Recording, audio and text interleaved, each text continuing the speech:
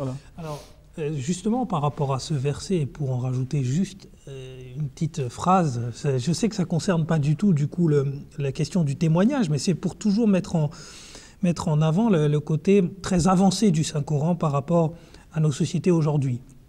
Et notamment pour répondre un peu à toutes ces personnes qui disent que le Coran c'est un peu antidaté, etc. Donc, bon, il y a un exemple qui se situe dans ce verset, donc le verset 283 du chapitre 2. Et dans ce verset, on dit très bien que la personne qui consigne une dette doit la personne qui contracte une dette, doit la consigner par écrit. Alors on s'est aperçu que dans nos sociétés occidentales, dans les contrats qu'on passe aujourd'hui, les contrats financiers, les contrats de dette, eh ben, c'est que très récemment, on a commencé dans les années 90-2000 où vraiment il y a eu un boom de ce que l'on appelle les entreprises, etc., tout le monde des affaires, tout le capitalisme qui a poussé. Eh bien, c'est là qu'on a commencé à se dire, on ne peut plus avoir que des accords verbaux, il nous faut aussi des contrats. Alors que ça a été écrit, dit et redit dans toute la tradition musulmane, et il y a 1400 ans de cela. Donc, encore une fois, les gens prêtent plus attention à des points de détail qui, pourtant, en plus, c'est des points de détail, mais qui relèvent d'une logique pure, hein, tout simplement, ça se répond très bien, comme vous l'avez dit, alors qu'ils ne regardent pas l'ensemble des choses. Et je trouve, ce qui est intéressant, par exemple, et pour en revenir à ce que vous avez dit, du coup, ce qui est assez intéressant et ce que les gens soulignent peu, c'est le fait que d'une part, dans l'islam, la femme, elle peut travailler. Et ses revenus, elle peut les dépenser sur elle. C'est-à-dire ses petits plaisirs personnels. Les femmes aiment se faire plaisir, ça c'est d'autorité commune. Donc elles peuvent se faire plaisir, elles. Donc ça c'est fondamental en fait. Et c'est assez important. Vous voyez, on n'a pas souligné ça, mais en revanche, on va tout de suite mettre en avant l'inégalité. Et toujours pour continuer sur ces aspects un peu inégaux que l'on reproche en fait aux prophètes de l'islam ou encore au Coran, eh ben on voit que on sous-entend toujours ce rang inférieur à la femme par rapport à toutes ces questions d'héritage. Et là, je m'adresse à M. Ataol Koyoum. Du coup, encore une fois, est-ce qu'on est dans les représentations ou est-ce que recontextualiser et peut-être nous redire un peu quelle est cette question de l'héritage? Oui, pour mettre dans le contexte, c'est qu'on cite plusieurs versets du Saint-Coran dans lesquels où le Saint-Coran a parlé à propos de l'héritage, où il est dit par exemple dans un verset, le verset 12 du chapitre 4, où Allah déclare « Allah vous ordonne au sujet de vos enfants qu'un garçon aura la part de 2 filles ». Et grâce à cela, encore une fois, on dit que voilà, on accorde un rang inférieur à la femme, à la fille. C'est-à-dire, s'il y a 3 enfants, 2 filles et un garçon, le garçon aura le double des filles. Le garçon aura 2 parts de filles. Il y aura 2 tiers de ce que reviendra aux enfants. Mais ce qu'il faut se demander, c'est que pourquoi est-ce que l'islam a parlé d'héritage? Pourquoi est-ce que l'islam a même parlé de la femme qu'elle doit hériter? Alors qu'à l'époque du saint prophète Mohammed, paix soit lui, les femmes n'avaient aucun héritage, aucun droit. L'héritage, au contraire, les femmes étaient léguées en héritage, on peut dire. Parce que quand un père décédait, sa femme, c'est-à-dire sa femme, s'il avait plusieurs épouses, était léguée en héritage à ses enfants. Voilà l'état de la situation à l'époque de l'Arabie. Il faut mettre tout ça dans le contexte, encore une fois, c'est très bien que vous vouliez souligner, comme Djang Essab l'a dit, il faut comprendre la société islamique sur quoi est basée, comme il l'a bien souligné, c'est que tout le devoir revient sur l'homme. C'est à l'homme que revient la responsabilité de s'occuper de sa famille, de subvenir aux besoins de sa famille.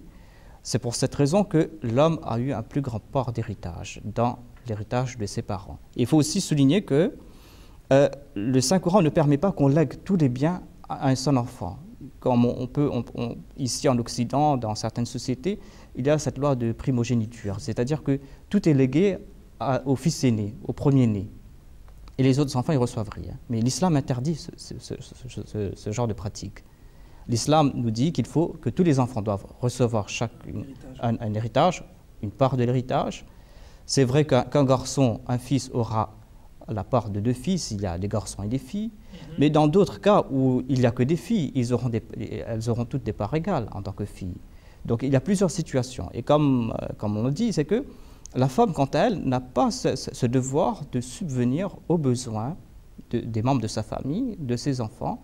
Si elle a reçu quelque chose en héritage, c'est à elle et à personne d'autre.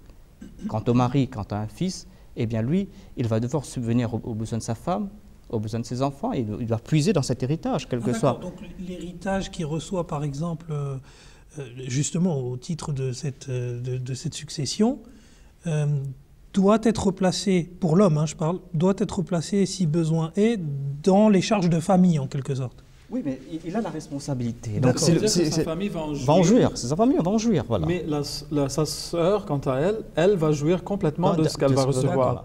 Mais d'autre part, elle aussi, quand elle sera mariée, son mari, lui aussi, il va hériter de quelque chose. Mais elle va jouir d'une partie de ce qu'aura aussi son mari. Et également, son frère, sa femme, elle aussi, elle va hériter de quelque chose, mais lui, il va pas en jouir. Donc, les maris, en fait, ne jouissent pas de l'héritage de leurs épouses, mais les épouses jouissent de l'héritage de leur mari. Et au final, c'est une boucle, du coup, parce que c'est ça, c'est une boucle. Ce qu'on veut mettre en place, c'est que les biens, la richesse ne doit pas se trouver entre les mains d'une seule personne ou de quelques personnes.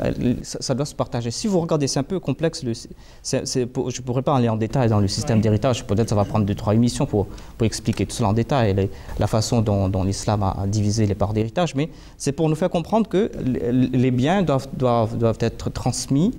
Tout le monde doit avoir jouissance sur ces biens. Les biens ne doivent pas être entre une seule personne. Et dans le cas de la femme, comme on l'a dit, c'est que l'héritage qui revient à elle, c'est à elle. Donc, quant aux hommes, ils doivent, grâce à cet héritage ou grâce au patrimoine qu'ils ont reçu, eh bien, ils doivent léguer cela à leurs enfants, ils doivent aussi léguer cela à leurs épouses, ils doivent en utiliser.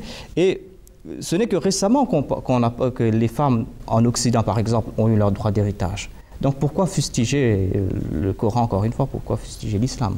Alors, sur cette question d'héritage, et j'en parlais aussi avec des amis qui sont dans la recherche, etc., et qui me disaient que, en fait, les gens oublient, les femmes oublient que s'il y a une religion qui leur a accordé des droits, dans l'histoire des religions, c'est l'islam.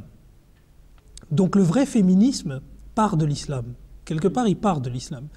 Et donc le fait de dire, mais voilà, on n'hérite pas des mêmes parts, alors que quand on comprend les choses, quand on voit qu'elle récupère des parts de la part de sa famille originelle, mais qu'elle récupère aussi des parts de son mari, etc., ben on voit qu'au final, la femme est beaucoup plus gagnante, sincèrement, la femme est beaucoup plus gagnante au final que l'homme. Oui. Parce qu'en plus, l'homme, lui, est dans l'esprit du partage et il a des responsabilités, là où la femme peut très bien aller travailler comme elle veut, et elle remporte tout ce qu'elle veut. Et elle en fait ce qu'elle veut. Et à chaque fois, c'est... C'est comme ça qu'au début de l'islam, on s'est retrouvé très vite avec des situations où les épouses devenaient plus riches que leur mari. Ah, voilà. Comme elles aussi, elles étaient par exemple, elles faisaient du business, le mari il travaillait aussi, mais il était obligé de dépenser de ce qu'il gagnait, alors que les femmes, elles accumulaient. Et donc, elles devenaient très vite plus riches que le mari. Et ça, c'est très connu de l'histoire de l'islam du début. Hein. Ben voilà, mesdames, si vous voulez devenir riches, il faut emprunter le système du coup de